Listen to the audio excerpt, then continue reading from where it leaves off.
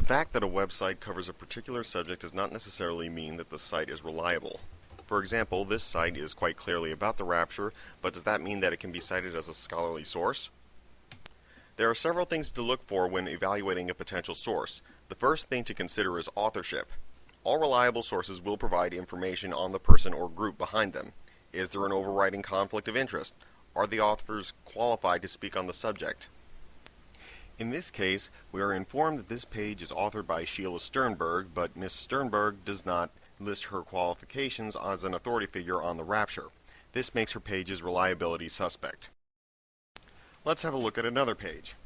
This page provides a link to give the reader more information about the authors, which in turn leads to a page that addresses their credibility. Here, we learn that no one on this site's staff has a theological degree.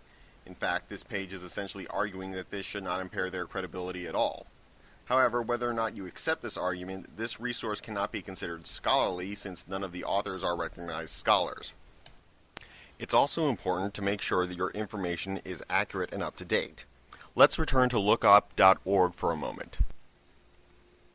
At the bottom of the screen, you can see that the last date this was updated was 2006, which means that anyone looking for the most recent ideas about the rapture would have little chance of finding them here.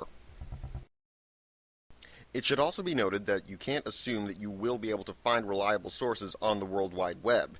In fact, when it comes to the rapture, reliable sources are so few and far between that you are probably better off using a different resource altogether, such as books or journal articles.